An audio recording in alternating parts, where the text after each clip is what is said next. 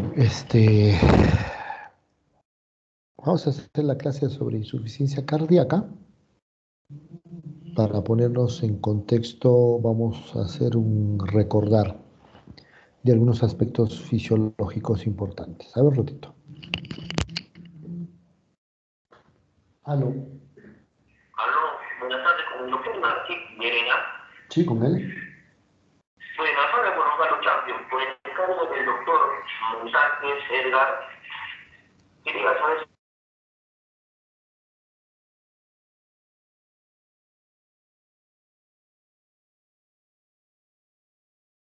si fue una cita. Hay un número, pero me dijeron que tenía solamente para el...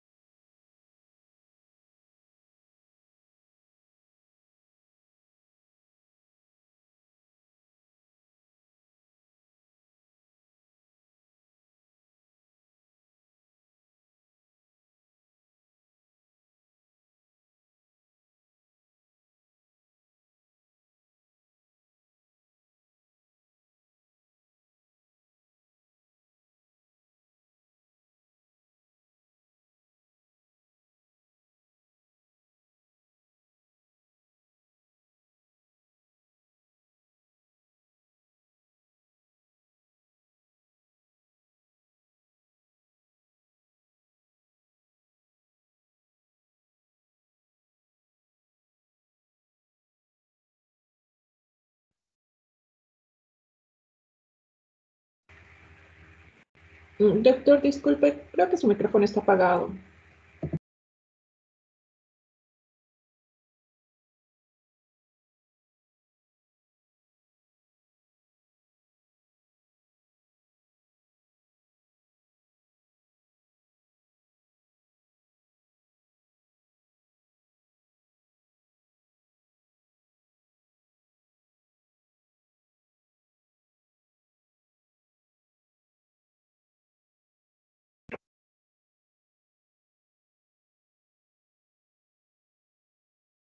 ¿Me escucha ahora?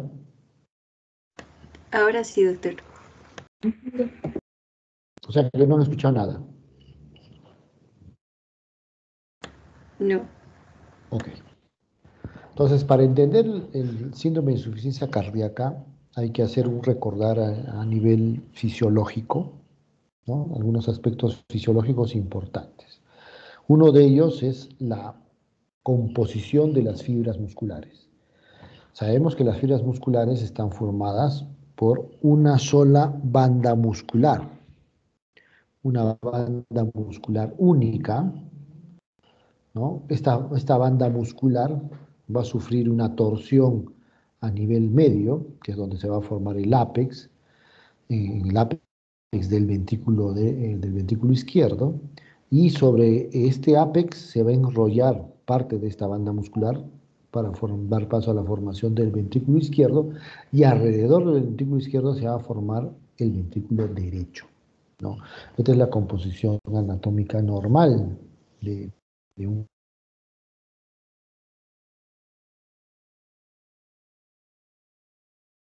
corazón. Una va a presentar diferentes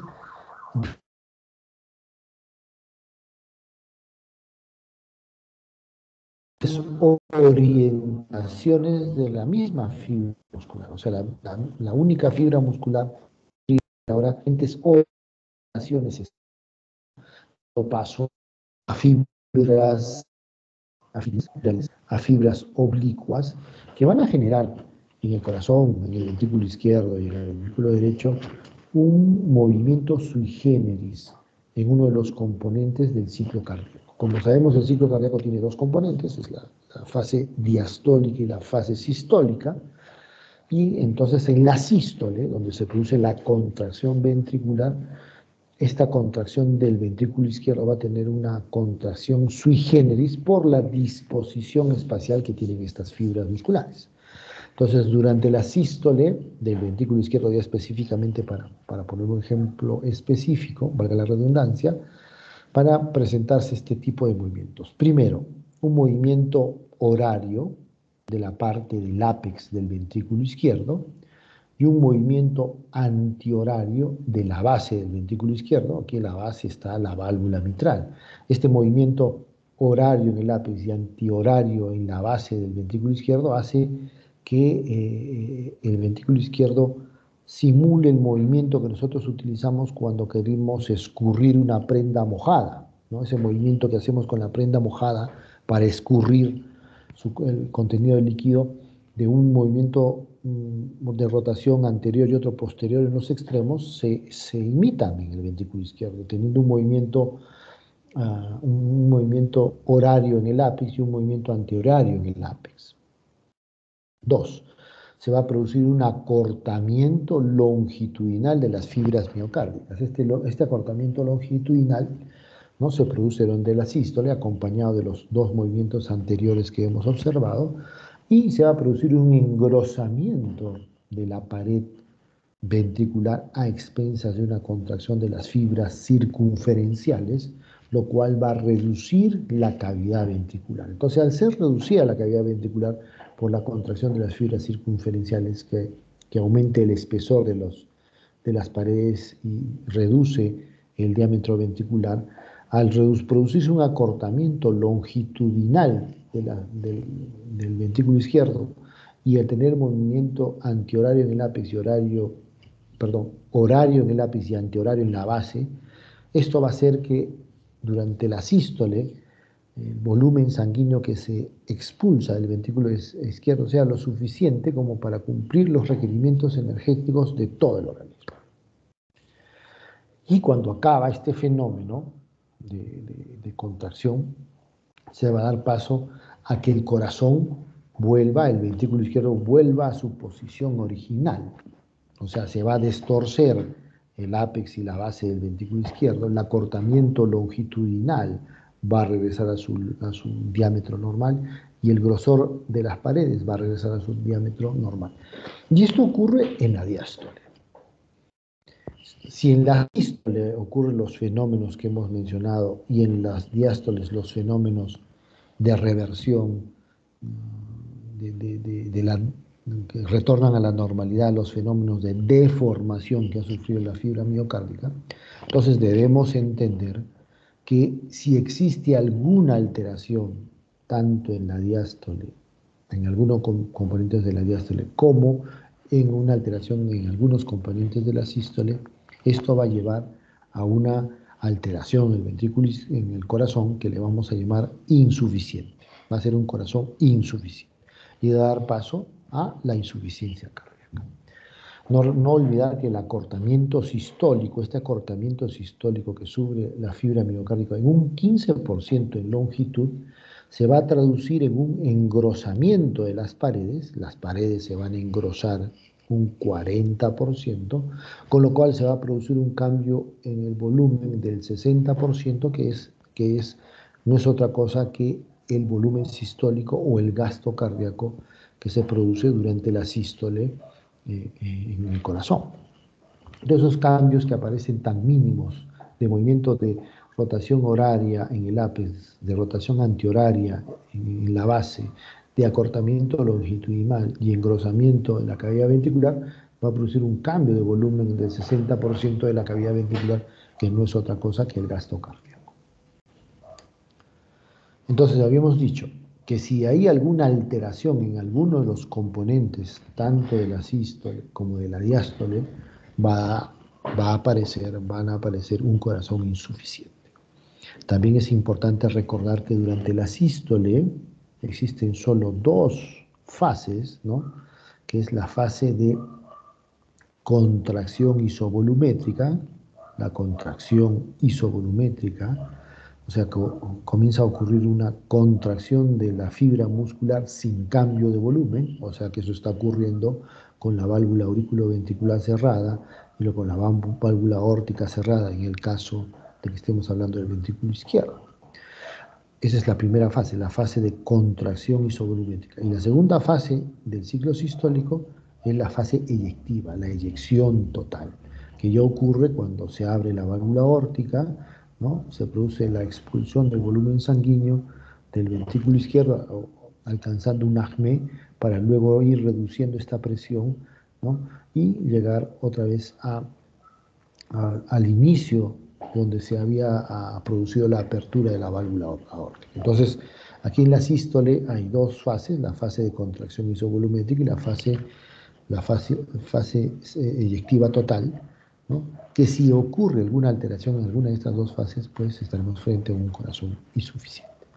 Del mismo modo, cuando se comienza a retroceder los cambios de deformación que se han producido en la fibra miocárdica, y eso ocurre durante la diástole, si alguno de estos fases en la diástole se altera, pues también veremos un corazón insuficiente.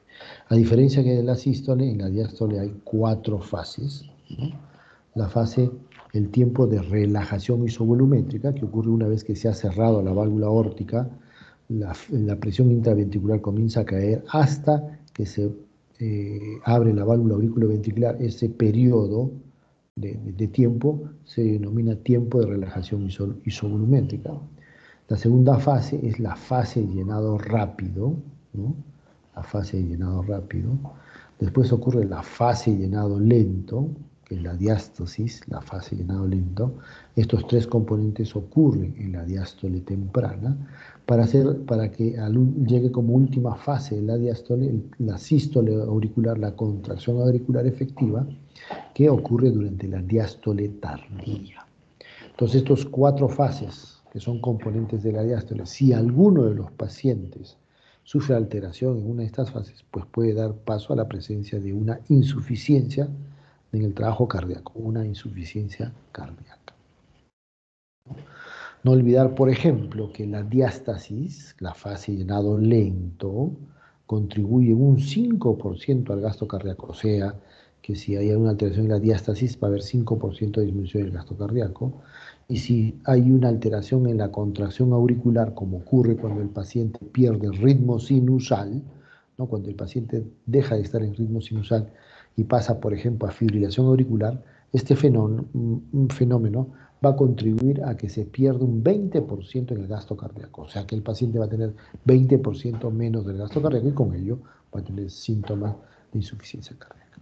Y tanto el tiempo de relajación isovolumétrica como la fase de llenado rápido, pues ellos van a contribuir en un 75% en el gasto cardíaco. O sea, una alteración en la relajación isovolumétrica o en el llenado rápido van a producir una alteración del 75% del gasto cardíaco y con ellos síntomas o signos de insuficiencia cardíaca. Entonces, conociendo estos datos generales específicos de la fisiología del corazón, podemos dar paso pues a definir qué es insuficiencia cardíaca. Insuficiencia cardíaca es un conjunto de signos y síntomas que resultan de un desorden estructural, o sea, una alteración en la estructura del corazón o una alteración o desorden funcional en el corazón, ¿no? Lo cual va a imposibilitar a que ofrezca un aporte de oxígeno y energético a los demás órganos. Ahora, si logra el corazón llevar adelante esta función de llevar oxígeno y elementos nutritivos al resto de los órganos, y esto lo logra a expensas de un incremento de las fases de las presiones de llenado de las cámaras izquierdas, de eso también es insuficiencia cardíaca. Es un desorden estructural funcional y lleva a hacer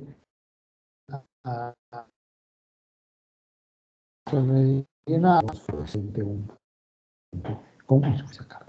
O sea, la alteración estructural frente probablemente a una insuficiencia cardíaca sistólica. Cuando habla de una alteración funcional, estamos frente a una insuficiencia cardíaca diastólica. Entonces, ya un poquito olvidémonos de esa clasificación semiológica que había antes de insuficiencia cardíaca izquierda, derecha.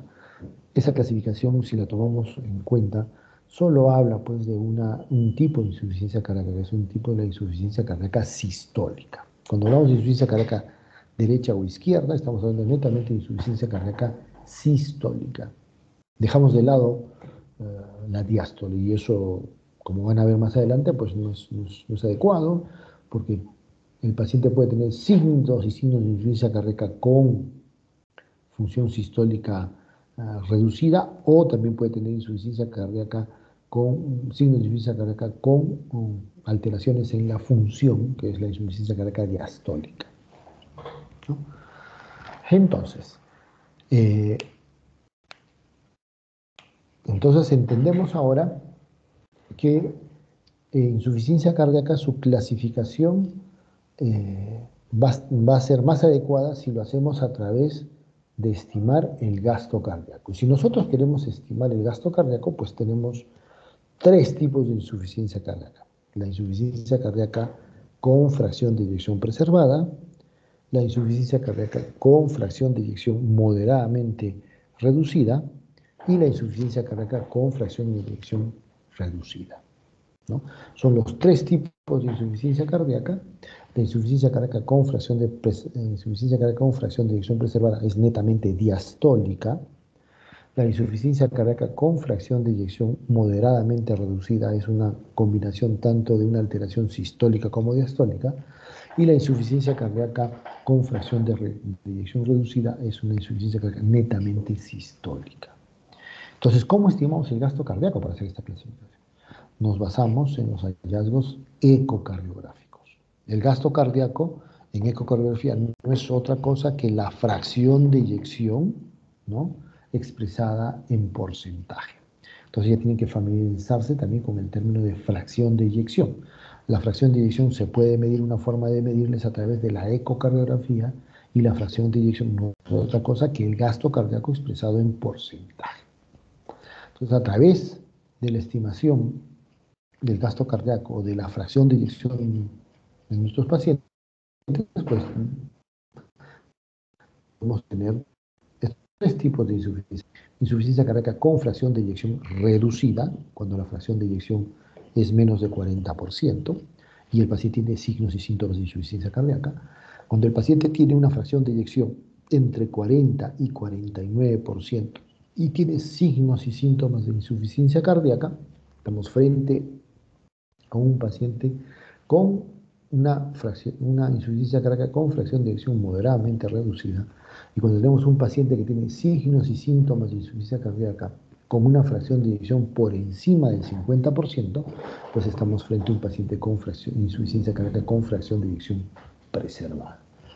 Insuficiencia cardíaca netamente sistólica, insuficiencia cardíaca sistólica y diastólica, insuficiencia cardíaca netamente diastólica. Entonces, así como debemos enfocar qué tipo de insuficiencia cardíaca tiene nuestro paciente. Entonces, es la forma adecuada y correcta, porque eso nos va a ayudar en el planteamiento del tratamiento de los pacientes.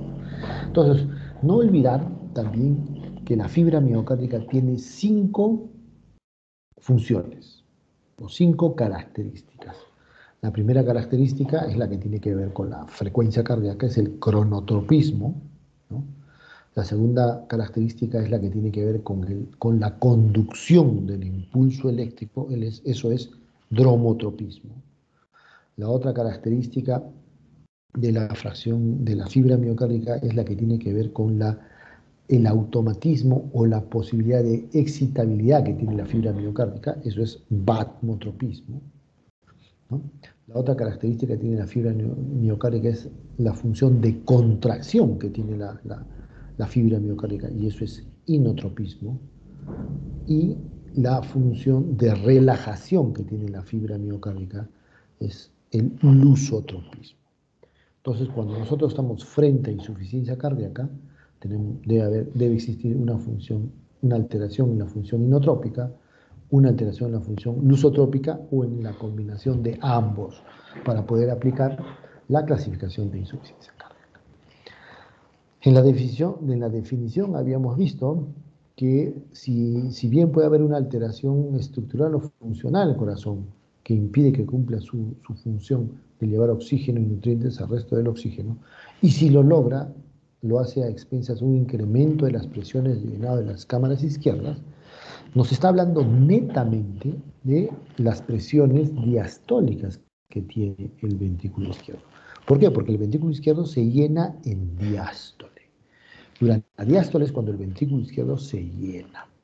Entonces, si es un ventrículo en una persona completamente sana, la presión diastólica del ventrículo izquierdo va a ser muy baja, va a ser reducida, o sea que no va a haber una obstrucción al paso de sangre de la aurícula hacia el ventrículo, porque son presiones muy bajas, entonces ese paciente no va a tener ningún problema con insuficiencia cardíaca.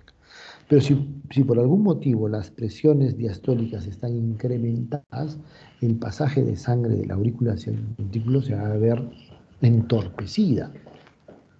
Y esto va a condicionar que el ventrículo no se llene en forma adecuada.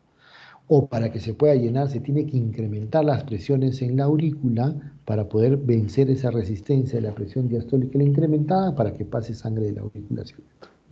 Y eso es incremento de las presiones de llenado. No olvidar que la presión diastólica final es igual a la presión en la aurícula izquierda. Y la presión en la aurícula izquierda va a ser igual a la presión en el capilar pulmonar. O sea, que si tenemos un paciente que tiene presiones diastólicas incrementadas, por ejemplo, este paciente que tiene una presión diastólica final en 20, significa que para vencer esa resistencia, la presión en la aurícula tiene que estar en 20 o un poquito más. Y si esa presión encontramos en la aurícula izquierda, esa va a ser la misma presión en el capilar pulmonar. Con una presión incrementada en el capilar pulmonar, vamos a tener el paciente que tiene disnea. Si no se le da tratamiento, va a aparecer crépitos, que son signos frecuentes en la insuficiencia cardíaca. También es importante recordar que el paciente con insuficiencia cardíaca es un paciente que debe tener diferentes estadios, ¿no? O sea, no puede ser un paciente que pase de frente a una serie de signos de insuficiencia cardíaca sin antes haber reconocido los factores de riesgo que conllevan que este paciente pueda desarrollar insuficiencia cardíaca. Y eso nos va a permitir hacer un estadiaje de la insuficiencia cardíaca. Entonces hablamos de un estadio A, son los pacientes que tienen alto riesgo de desarrollar insuficiencia cardíaca, pero que todavía no tienen síntomas. Entonces, estos pacientes hay que producir una reducción de los factores de riesgo, hay que tener una educación al familiar y a la familia. Generalmente son pacientes que tienen hipertensión arterial, hay que poner énfasis en el tratamiento de la hipertensión arterial. Generalmente son pacientes diabéticos, hay que poner énfasis en el tratamiento de la diabetes de estos pacientes. Son pacientes dislipidémicos, hay que poner énfasis en el tratamiento de dislipidemia, ¿no? Entonces, son pacientes que tienen enfermedades crónicas, ¿no? Pero que aún no hacen síntomas de insuficiencia cardíaca. Entonces, ese paciente con factor de riesgo está en un estadio A. En el estadio B son pacientes que tienen estas enfermedades, estos factores de riesgo, pero que han producido una alteración estructural o funcional del corazón, pero que todavía no hace síntomas. O sea, es un paciente, si es hipertenso, que tiene una hipertrofia del ventrículo izquierdo, es un paciente diabético, que se ha producido una alteración en la función diastólica, es un paciente dislipidémico, que como consecuencia de la dislipidemia se ha producido una isquemia a nivel del ventrículo, entonces hay una remodelación en el ventrículo. Entonces ya estas enfermedades han pasado a factura, están produciendo alteraciones estructurales en el corazón, alteraciones funcionales en el corazón, pero que todavía no desarrollan insuficiencia cardíaca. Entonces estos pacientes están en un estadio B. Y el estadio C es el paciente que ha desarrollado los signos de insuficiencia cardíaca. O sea, el paciente que tiene factores de riesgo y que desarrolla insuficiencia cardíaca, signos de insuficiencia cardíaca. Y el estadio D son pacientes que tienen factores de riesgo, que han desarrollado insuficiencia cardíaca, pero que en este momento se ha avanzado su enfermedad y se encuentra con signos y síntomas de insuficiencia cardíaca refractarios al tratamiento. Es el último estadio de la insuficiencia cardíaca. Entonces es importante identificar a estos pacientes en el estadio A de alto riesgo, porque es un gran problema económico para los países, el tema que un paciente pueda desarrollar insuficiencia cardíaca, son fenómenos, o sea, el tratamiento es muy costoso para el sistema de salud de los países, un paciente con insuficiencia cardíaca, por todo lo que se debe hacer. Entonces es importantísimo identificar en este momento a nuestro paciente para evitar que desarrolle las enfermedades. Y si está en este momento, evitar que siga el daño estructural que lleve al paciente a insuficiencia cardíaca, porque a partir del estadio C, el paciente ya tiene signos de insuficiencia cardíaca y ya el continuum cardiovascular va a ser difícil de parar. Estos pacientes con insuficiencia cardíaca son pacientes viejos, una relación de 2-1 con la mujer, se encuentran con un estadio de la New York Heart Association, estadio 3 en el 63% y estadio 20 en el estadio 4. Son pacientes generalmente que toman medicación pero que tienen poca adherencia al tratamiento médico, ¿no?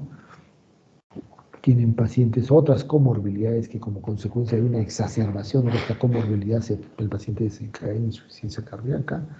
En mayores de 65 años, en las poblaciones mayores de 65 años, hay una prevalencia de 10 pacientes por cada 1000 pacientes de 65 años de desarrollo de insuficiencia cardíaca.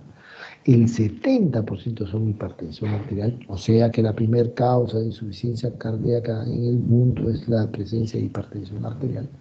Y el riesgo de padecer insuficiencia cardíaca se dobla, se duplica cuando la presión arterial está por encima de 160-90.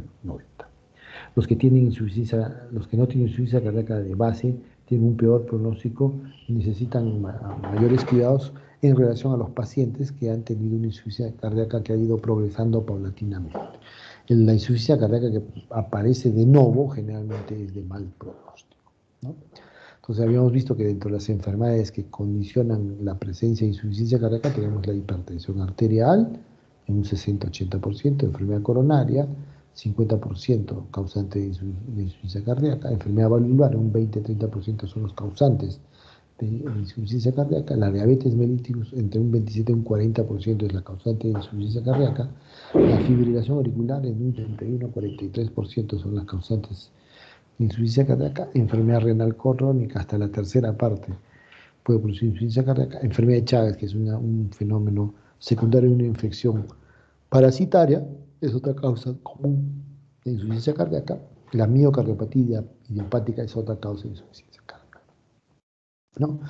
Entonces, cuando tenemos estos pacientes y queremos averiguar cuál ha sido la causa, pues, de la insuficiencia cardíaca que presenta el paciente, tenemos que buscar muchas características, ¿no? Si estamos pensando, estamos frente a un paciente que ha tenido una isquemia cardíaca, pues hay que ver el tema de la presencia de la cicatriz, de la escala que lo conforma la necrosis en la zona muerta del corazón producto de la isquemia, las zonas de aturdimiento o invernación en las células en estos pacientes que tienen una enfermedad isquémica crónica, pacientes que tengan enfermedad arterial coronaria, alteraciones de la microcirculación coronaria normal o disfunción endotelial son los fenómenos que contribuyen a que el paciente desarrolle enfermedad isquémica y sea la razón de la insuficiencia cardíaca. En otro momento, la presencia del daño tóxico, ¿no? El abuso de sustancias, por ejemplo, de uso recreativo, ¿no? Como el alcohol, la cocaína, las anfetaminas, esteroides o anabólicos, es la principal causa de toxicidad sobre la fibra miocárdica, ¿no? Metales pesados como el cobre, el hierro, el plomo, el cobalto, medicación como los fármacos citostáticos, ¿no? Como las antraciclínicas en el paciente que usa quimioterapia, o la misma radiación, ¿no? Que algunos pacientes son sometidos como parte del tratamiento antineoplásico que tienen, pues es una razón para que pueda desarrollar un daño tóxico en la fibra miocárdica y el paciente a la larga pueda producir insuficiencia cardíaca. El daño mediado en forma inflamatoria, ¿no? Paciente que está que tiene signos de un proceso infeccioso, ¿no? Por ejemplo, Chagas habíamos mencionado, ¿no? En estos momentos, por ejemplo, el COVID, ¿no? El SIDA, son infecciones que pueden desarrollar en el paciente la presencia de insuficiencia cardíaca. Y actividades mudomediadas, pero no relacionadas con infección, por ejemplo, las miocarditis, los fenómenos de vasculitis en los vasos sanguíneos, van a conllevar a que el paciente pueda desarrollar insuficiencia cardíaca. También hay fenómenos infiltrativos, ¿no? Fenómenos infiltrativos, ¿no? Como enfermedades malignas, por ejemplo, neoplasia primaria en el corazón o metástasis en el corazón, ¿no? Otras infiltrativas como amiloides, sarcoidosis, hemocromatosis, enfermedad de Pompe, enfermedad del lisosomal o enfermedad de Fabry, son otros fenómenos infiltrativos que atacan la fibra miocárdica y como consecuencia de ello el paciente desarrolla insuficiencia cardíaca, ¿no? Fenómenos, alteraciones hormonales, también como alteraciones en la tiroides, en la paratiroides, van a condicionar que el paciente pueda tener pues algún un signo de insuficiencia cardíaca por infiltración a nivel miocárdico, ¿no? Alteraciones nutricionales, deficiencias en tiamina, en carnitina, que el paciente pueda tener desnutrición crónica, por ejemplo, es otra forma de que pueda desarrollar insuficiencia cardíaca, ¿no? Alteraciones genéticas como las miocardiopatías hipertróficas, la displasia ritmogénica del ventrículo izquierdo, la miocardiopatía no compactada, miocardiopatía restrictiva, es otra forma de cómo los pacientes puedan desarrollar insuficiencia cardíaca. Hay condiciones de carga normales, habíamos visto la hipertensión arterial, alteraciones valvulares adquiridos, por ejemplo, la enfermedad reumática, congénitos, alteraciones, anomalías congénitas en el corazón, como el CIB, por ejemplo, la cortación de aorta, ¿no? Enfermedades pericárdicas y endomiocárdicas, como las alteraciones en el pericardio, que hay una pericarditis constrictiva, ¿no? Los derrames pericárdicos, las endomiocárdicas, como la fibroestosis mioendocárdica, por ejemplo, ¿no? Son alteraciones que afectan al corazón y que el paciente a la larga puede desarrollar insuficiencia cardíaca. Estados de gasto cardíaco elevado, como la anemia, la sepsis, la tirotoxicosis, las fístulas arteriovenosas, el embarazo, también son causantes de insuficiencia cardíaca. Sobrecarga de volumen, insuficiencia renal, sobrecarga de fluidos, iatrogénica, es otra causa para que el paciente desarrolle insuficiencia cardíaca. Algunos fenómenos del ritmo, como las taquiarritmias, las arritmias auriculares y ventriculares, o las bradiarritmias con disfunción del nodo sinusal, también son causantes de insuficiencia cardíaca. Como ven, hay una amplia gama de problemas que pueden de una u otra manera afectar la fibra miocárdica y el paciente terminar en insuficiencia cardíaca. Otras causas de que el paciente pueda desencadenar insuficiencia cardíaca cuando hablamos de fenómenos crónicos es la no adherencia al medicamento, a la medicación. O sea, un paciente que ya tiene insuficiencia cardíaca toma medicación y un determinado momento deja de tomar la medicación, es una causa de descompensación. La ingesta exagerada de sal es otro fenómeno que contribuye a la descompensación, el estrés emocional, las toxinas cardíacas como el alcohol o las drogas, son otros fenómenos, ¿no?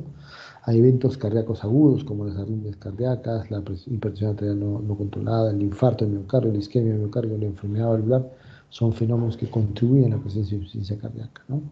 Eventos agudos no cardíacos como el tromboembolismo pulmonar, la anemia y sangrado, las incisiones sistémicas, mayor susceptibilidad a las infecciones pulmonares y desórdenes tiroideos son causa de eventos agudos no cardíacos que terminan en insuficiencia cardíaca. Efectos adversos a medicación también se ha visto, como el uso de bloqueadores de los canales de calcio, antiarrítmicos grupo 1C, esteroides, los AINES, los antineoplásicos como doxorubicina y ciclofosfamida, la pseudoefedrina y las tiazolinidonas también son otros fenómenos, en este caso son fármacos que pueden llevar a que el paciente desarrolle insuficiencia cardíaca. Entonces, siempre a tener en cuenta todos estos fenómenos que pueden desarrollar insuficiencia cardíaca. Como hemos visto, la alteración de la fibra miocárdica va a hacer que el paciente desarrolle signos de insuficiencia cardíaca.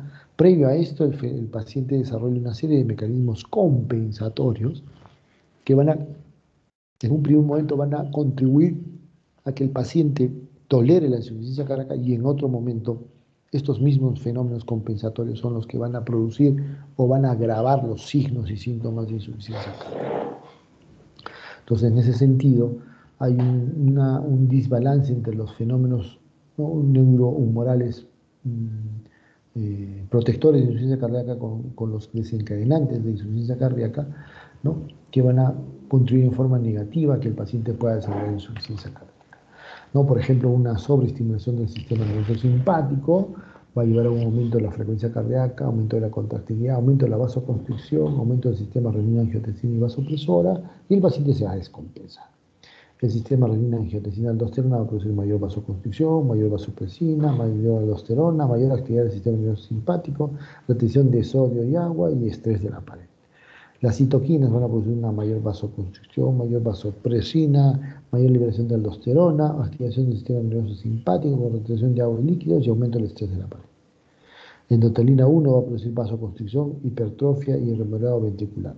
Los péptidos natriuréticos, vasodilatación arterial y venosa, relajación miocárdica, excreción de sodio y agua y aumento de la fibrosis miocárdica, disminución del sistema renina-angiotensina, disminución de la endotelina, que son fenómenos que van a contribuir en forma negativa.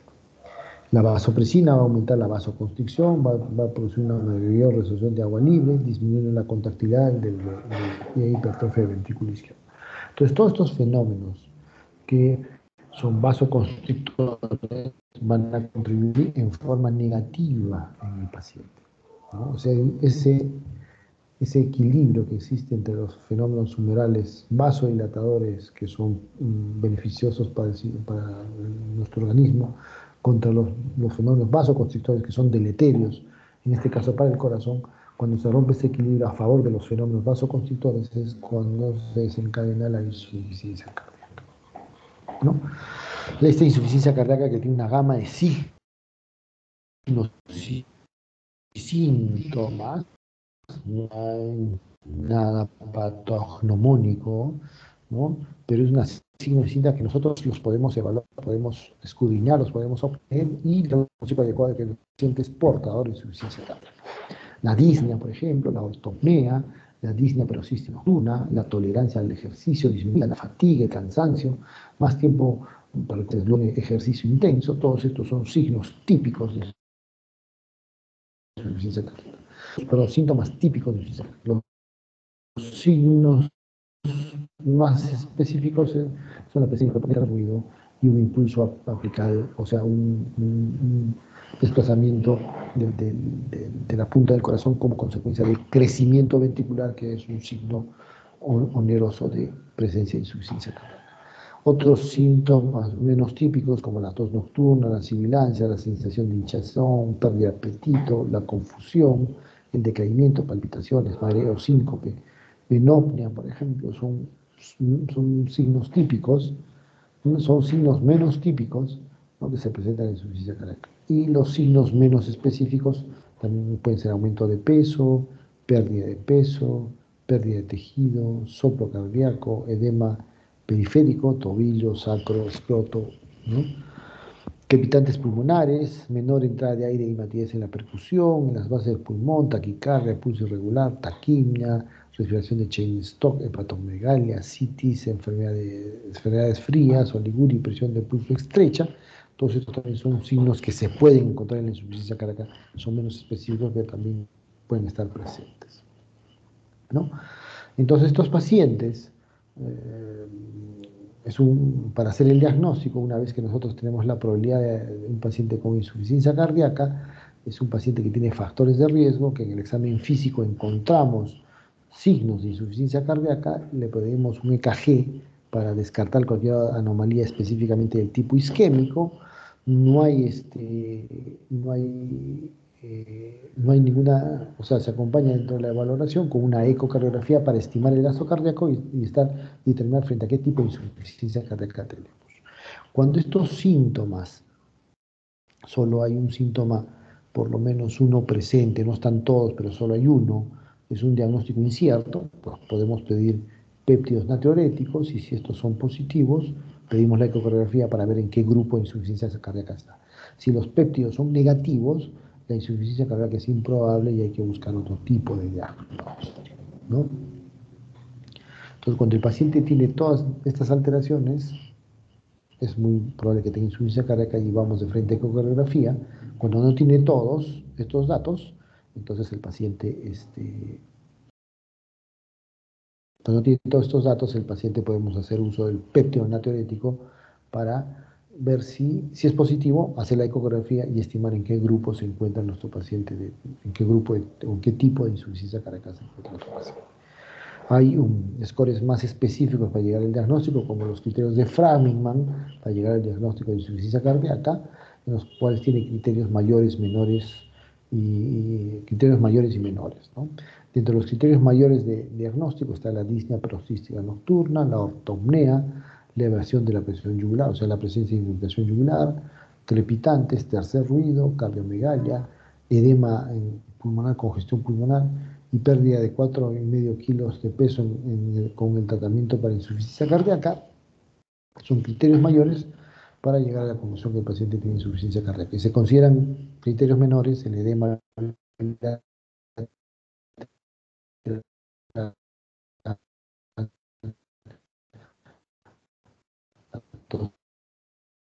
no,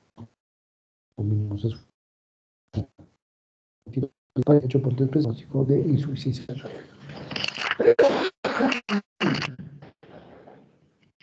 Es una forma. Dependiendo de la forma de nación, hay otras opciones.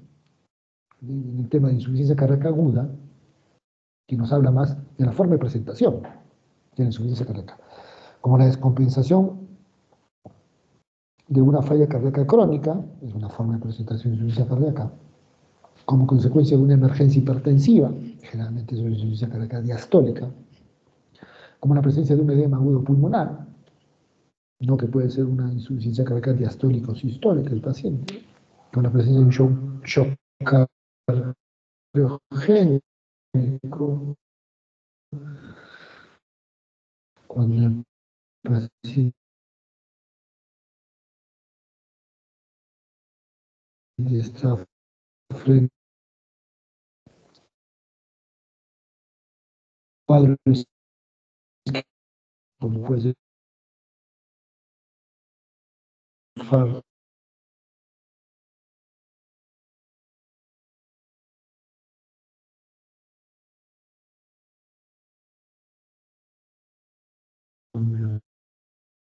fecha predominante el tratamiento de un paciente cuando tiene una insuficiencia cardíaca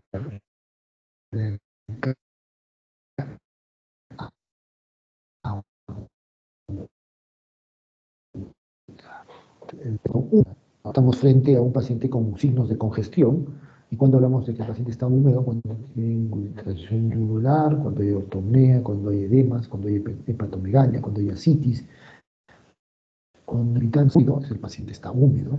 Y hablamos del paciente frío, cuando tiene signos de hipoperfusión, ¿no? Hipotensión, luego de dosis bajas de niveles seca o bra, extremidades frías, somnibulación, somnolencia, insuficiencia renal aguda, hiponatremia, hiperlactademia, son signos de hipoperfusión. Entonces los términos húmedo, su contraparte seco, frío, su contraparte caliente, son los 4 términos que se utilizan en la clasificación de Stevenson cuando tenemos un paciente con falla cardíaca aguda.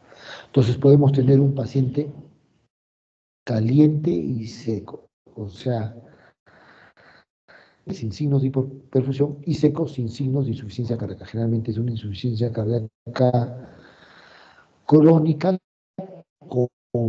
compensada. Tiene por ejemplo, una baja fracción de eyección, que tiene tratamiento para insuficiencia cardíaca, pero en este momento está compensado. Entonces ese paciente es un patrón caliente seco. Frente a un paciente que tiene un patrón caliente húmedo, o sea, que no hay signos de hipoperfusión, tiene signos de congestión. Entonces en este grupo de pacientes probablemente se utilizan mucho los diuréticos, hipoperfusión, pero no tiene signos de congestión. Generalmente son pacientes con una insuficiencia cardíaca grave, estadio D, es una insuficiencia cardíaca avanzada. Ese paciente se encuentra en un estadio frío. Y el frío y húmedo de hipoperfusión y tiene signos de congestión pulmonar es un paciente que tiene, estamos frente a un paciente con shock cardiogénico, es un paciente que necesita inotrópicos.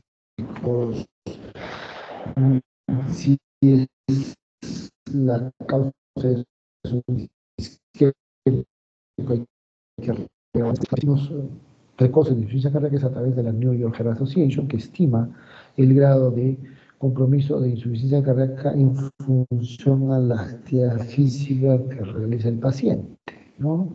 Se dice que es una NIHA 1 cuando el paciente hace actividad física sin límites, ¿no?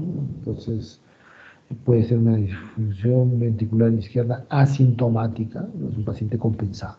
Es una clase funcional 2, como es la síndrome de disnea, cuando presenta a la actividad física leve, ¿no? Es una insuficiencia cardíaca leve. El estadio 3, NIHA 3, hay síntomas de insuficiencia cardíaca que se provoca con actividades moderadas, más intensas, un poquito más intensas, insuficiencia cardíaca moderada.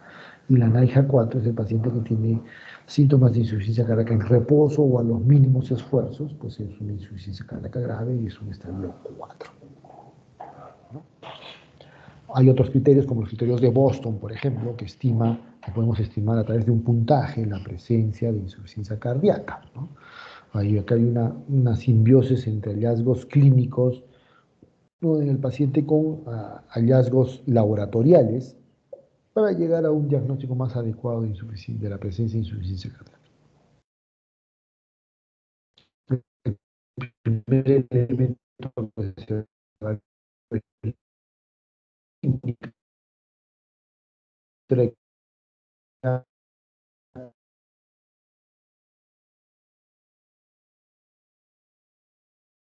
los caminando en llano o disnea de esfuerzo, un puntaje más 4 con la categoría de la historia clínica. El examen físico, que es la penosa es mayor a 6 y hay hepatomegalia y demás. Un punto. Visitantes pulmonares basales le da un punto, pero si hay crepitantes más que basales, o sea, emitoras o ápices, le da 2 puntos. La presencia de sibilancias, 3 puntos. La presencia de tercer ruido cardíaco, 3 puntos, ¿no? Y la tercera categoría es el examen laboratorial a través de la radiografía, el edema pulmonar alveolar 4 puntos, el edema pulmonar intersticial 3 puntos, derrame pleural 3 puntos, índice cardiotorácico 0,5, 3 puntos y redistribución del flujo sanguíneo de 2 puntos. Un ratito, chicos, se me está yendo la batería.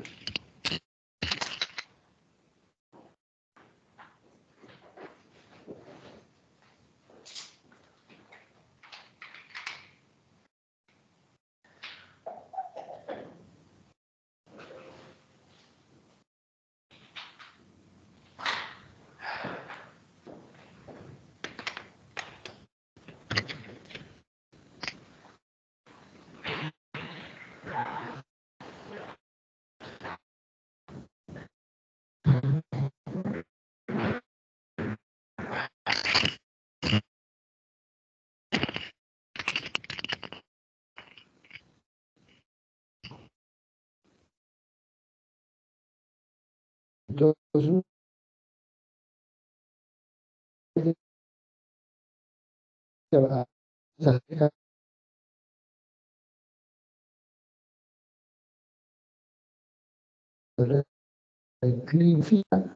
los puntajes que se hacen los exámenes auxiliares habíamos dicho la presencia, la utilización de la ecocardiografía para estimar el gasto cardíaco a través de la fracción de eyección, ¿no? Para determinar en qué tipo, en cuál de los 3 grupos de insuficiencia cardíaca se encuentra nuestro paciente. El electrocardiograma nos sirve también para evaluar la presencia de un síndrome coronario agudo que sea el causante de la presencia de una insuficiencia cardíaca aguda. Entonces, probablemente la utilización o hacer el diagnóstico de un síndrome coronario agudo, este paciente necesite de ir a sala de hemodinamia para devolverle el flujo sanguíneo a través de una angioplastia a nuestro paciente con síndrome coronario agudo, ¿no? O la presencia de una taquiarritmia que sea el causante, el desencadenante de la falla cardíaca, ¿no? Tratar de revertirlo de esta taquiarritmia a nuestro paciente para que no tenga o cesen los signos de insuficiencia cardíaca. La radiografía de tórax, como han visto, por ejemplo, los criterios de Boston, es muy útil.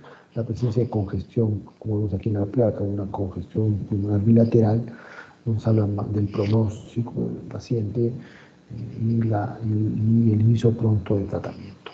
Dentro de los exámenes de laboratorio, pues usamos los exámenes básicos, como es hemoglobina, como es hemograma, como es creatinina, como es la urea, como es el ProBNP, como han visto para estimar a los pacientes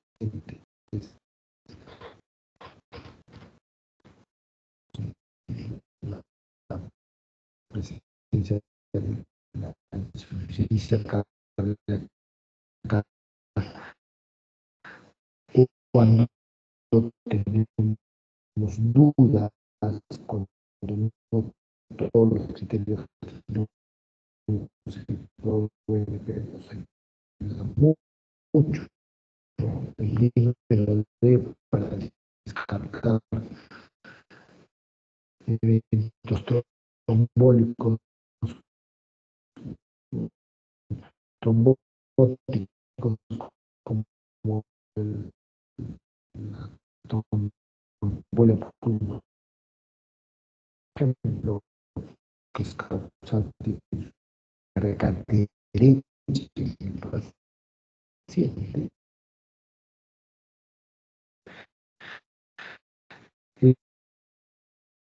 Los ángeles encima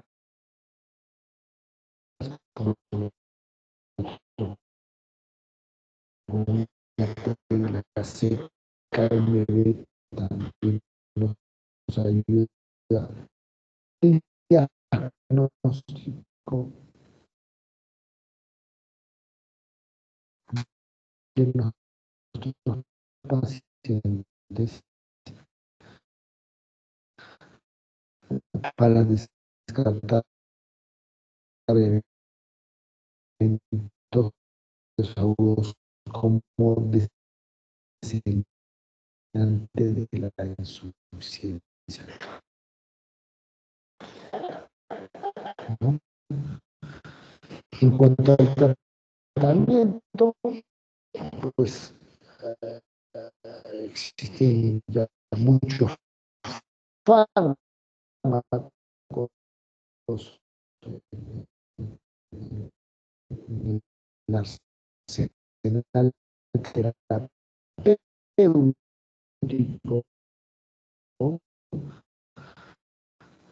¿no? Desde los más antiguos, como los inhibidores seca, que ya ha demostrado reducir morbilidad, ¿no? Tenemos los diuréticos, que también han reducido mortalidad en los pacientes con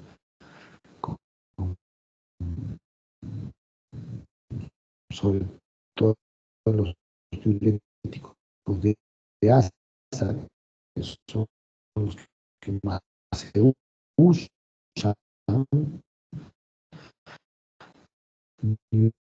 seca, diuréticos, beta, lo que es de tercera generación, como carfentanil y bisoprolol. Estos tres han demostrado reducir mortalidad.